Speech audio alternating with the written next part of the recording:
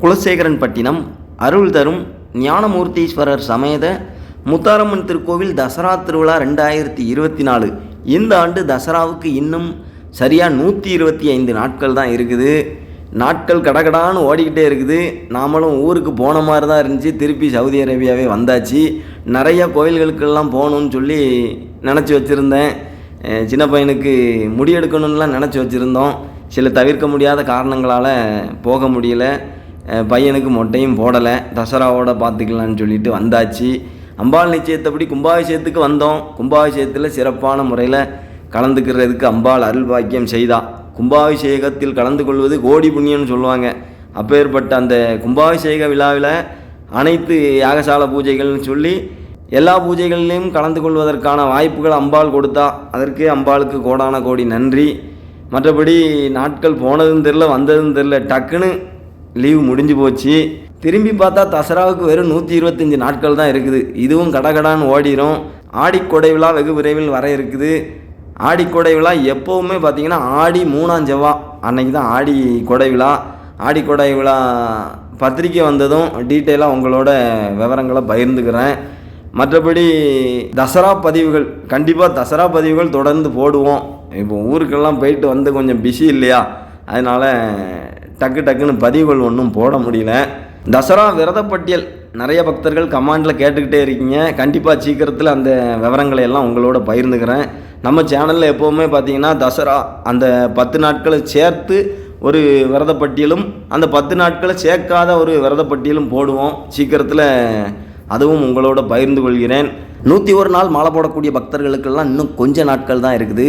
தசரா 10 நாட்களை சேர்க்காம 101 நாள் அப்படின்னு சொன்னால் ஜூன் 24ஆம் தேதி மாலை போட்டால் கரெக்டாக 101 நாளைக்கு முன்னாடியே தசராவுக்கு மாலை போட்டால் கணக்கு வரும். அந்த 10 நாட்களையும் சேர்த்து 101 அப்படின்னா ஜூலை 4ஆம் தேதி மாலை போட்டாங்க அப்படின்னு சொன்னால் அந்த 10 நாட்களையும் சேர்த்து 101 நாள் கணக்கு வரும். வேறு என்ன விஷயம்னு பார்த்திங்கன்னா தசராவிற்கான ஏற்பாடுகள் நிறையா ஊரில் ஆரம்பிச்சிருப்பாங்க.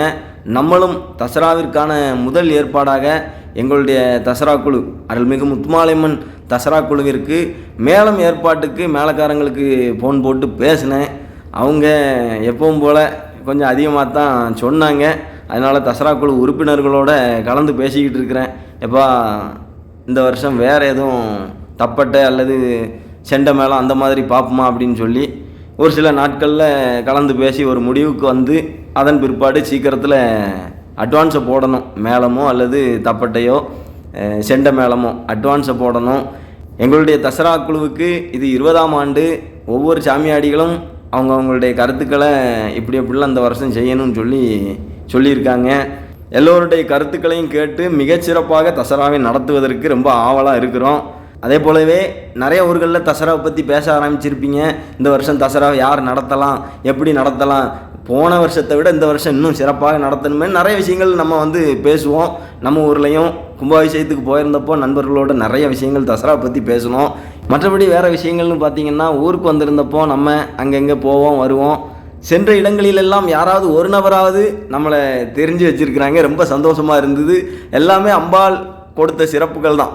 கல்யாண வீட்டுக்கு போனால் அங்கே மாஸ்டர் தம்பி இனிய தமிழ் தானே, வணக்கம் எப்படி இருக்கேன்னு சொல்லி கேட்டாங்க. ரொம்ப சந்தோஷம். அதே போல் ஜவுளி கடைக்கு போனால் அங்கே ஒரு அக்கா பேசினாங்க.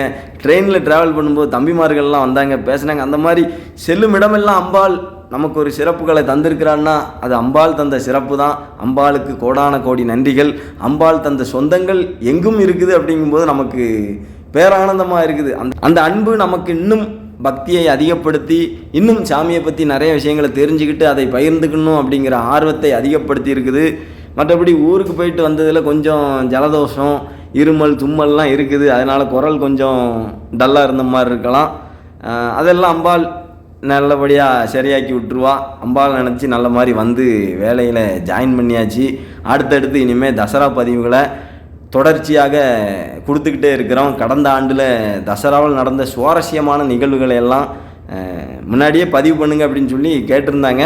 வரும் நாட்களில் அந்த சுவாரஸ்யமான நிகழ்வுகளை எல்லாம் பதிவு பண்ணி ஒரு முறை போலீஸ் உங்களை தேடி வந்துட்டு இருந்தாங்க.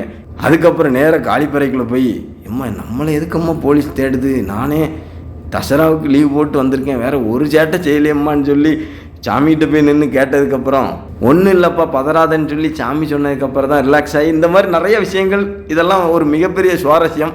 அதெல்லாம் வரும் நாட்களில் உங்களோட பகிர்ந்து கொள்கிறேன். உங்களுக்கான தசரா சார்ந்த கேள்விகளை கமெண்டில் சொல்லுங்கள். கமெண்ட்லேயே பதில் கொடுத்துக்கிட்டு இருக்கிறேன். வீடியோவாக போடணும் அப்படின்னாலும் கண்டிப்பாக வீடியோவாக பதிவு பண்ணுவோம். நன்றி, வணக்கம். இனிய தமிழோடு உங்கள் சிவா.